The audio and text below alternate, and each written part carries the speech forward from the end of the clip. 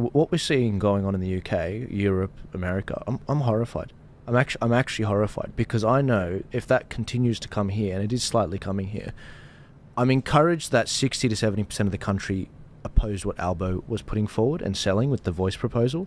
So I'm encouraged that the people are here, but the forces of darkness, the forces of division and dividing the country, they really want to push this because it empowers them more to take, it's divide and conquer, a classic thing. The reason I brought you guys in, it wasn't an accident. It's because I know every single one of you, and correct me if I'm wrong, voted no in the 2017 same-sex marriage vote, voted against or pushed against the lockdowns, against the mandatory jabs, and you're against the voice.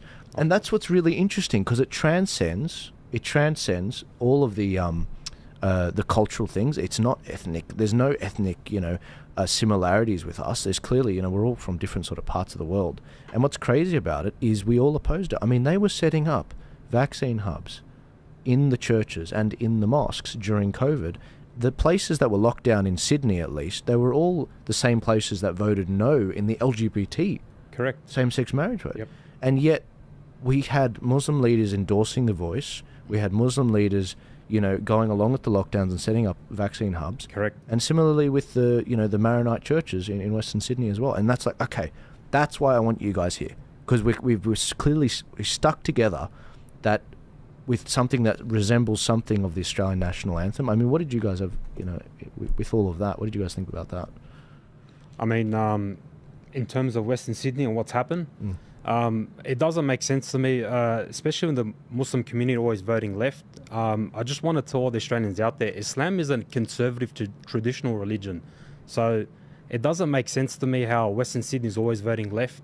I think it's more, they play on the emotions of Muslims, the whole immigration thing and feeling, foreign policy. But I think first and foremost, Australians should vote based on what's going to benefit us as Australians, our freedoms, our freedom to resist vaccines, all that sort of stuff, We should, I don't want to push the sectarian thing. I think, there's a lot of cultures in Australia, but if we unite just based on religious principles, that would go such a long way. I can tell you as a Muslim that Islam has a lot in common with Christianity, and we actually do not hate Christians or have any ill intent towards them.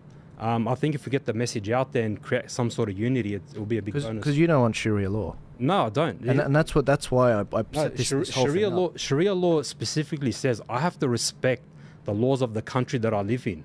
I don't want Sharia law. Why would I impose Sharia law as a minority Muslim onto the rest of the population? It's ridiculous. Yeah, and I get really annoyed when I see this topic, because there's a lot of people that don't know much about Islam, and they're like, oh yeah, they all think the same. They all want the same thing. And it's like, nah, hang on a sec. There are thousands of denominations of Christianity. And they all want different things and often crazy things.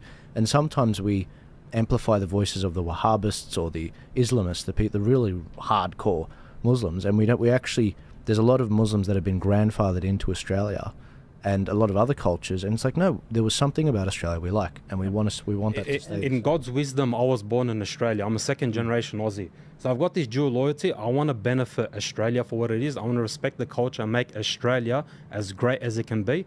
I also have a loyalty towards my religion, but that's back at home. It's got nothing to do with Australia. Yeah, right. They're two separate things. And more to that point, I'm an integrationist in the sense that, when I came here, how do I integrate into the culture? You don't come to a place and want to change it. If you move to a place, it's you value it, and so you want to add to it and integrate into the culture and the country that you come into, and be a benefit to the place that has let you in. I've hitched my wagon to this train, and if I thought it needed to be changed, well, then I shouldn't have come here. So that's that. Yeah. Exactly. Our parents escaped war from Lebanon. When my grandfather came in the 50s, he was escaping war in Lebanon and to give his family a better life. And for us to be we know this being second generation Aussies. That's why I'm saying we want the better for this country, better for everyone. We don't want to impose our beliefs on anybody.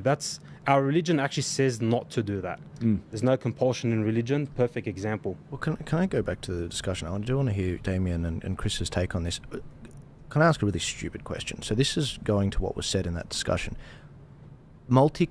Australia is a multicultural country.